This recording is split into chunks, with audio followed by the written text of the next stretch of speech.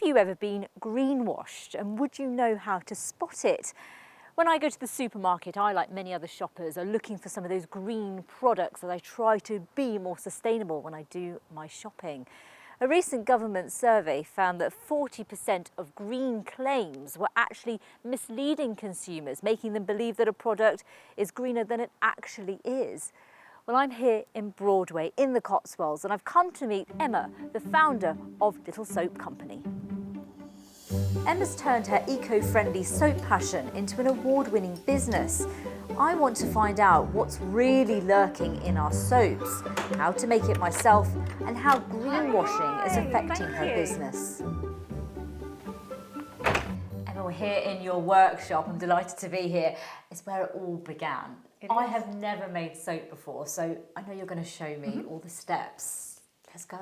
Okay, so the first thing we'll do is we'll take that saucepan here and we'll fill that with the coconut and the palm oil, and then we'll chop it up. That's great. And then now we've done that, we'll take that over to the hob and we'll just let that melt. Lovely.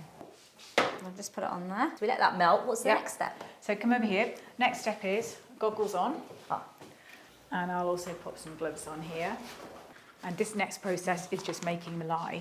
We have our water, we have our caustic soda here. So Emma, how did you get into this? What inspired you? It was an accidental business, which I think most businesses often start off as.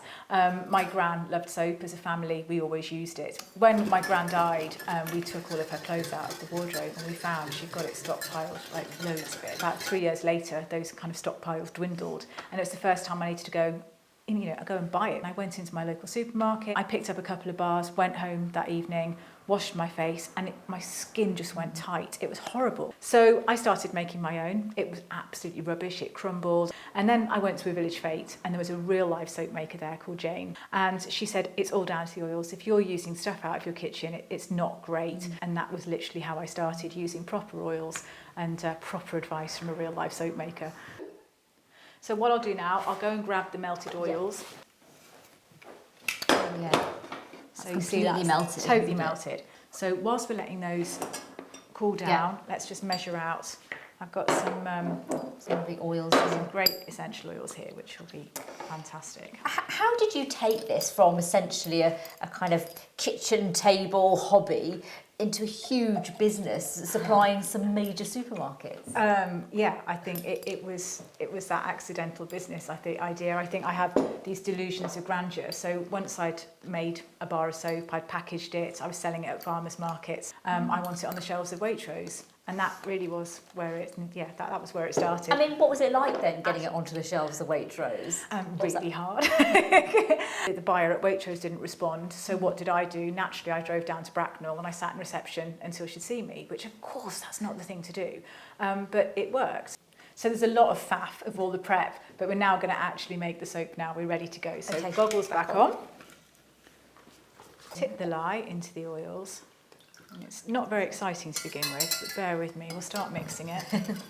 So you went from Waitrose, and of course you're in all the major supermarkets, so you've obviously had to scale up. Sure. How have you managed to do that? So it was finding factories that could produce to our recipe, or finding factories was the hardest thing to begin with. So you can see here, when you take it out, you've got this little worm on the top. Oh yeah. That means the process of saponification is happening, which is great. So we add in our nutrient oil. We add in those lovely essential oils. And you said you wanted some oats in, didn't you? I did, Just good, that's like going to be a flapjack. I know, it looks good enough to eat. So we'll just give that a good mix just to make sure it's all mixed through. Right. And then, I'll hold that. Yeah. And just make sure we get every last bit in. Every little bit is an extra wash. That's true. It's very true. There we go. Look at that.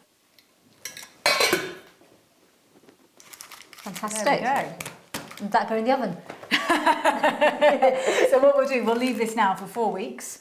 It'll let the caustic soda disperse, and at the end of the 4 weeks you can chop that up into, well, you can have a big horse-sized block, or you could have lots of little blocks. Businesses like Emma's are doing the right thing by consumers and can support the eco-claims that they make. But that's not the case for every business out there who are jumping on the green bandwagon as a way to sell their products, misleading customers with this cynical marketing that's called greenwashing. So Emma, what is it about greenwashing that you find so frustrating? For me, greenwashing it's hoodwinking the customer. It's conning them, it's tricking them, it's making the consumer believe something's real when it isn't. And it's that trickery of marketing which I think is really wrong. And for small businesses like us and larger businesses that are doing it properly, it's about fairness. I find them in the supermarket a lot these days, especially having a little one. But what is it about beauty products when it comes to buying them? What are your top tips that would let me know that they were organic? I think it's all about authenticity, and you can get that validity and that credibility by looking at logos. So if something's cruelty-free, it should carry the cruelty-free certification, the Leaping Bunny logo.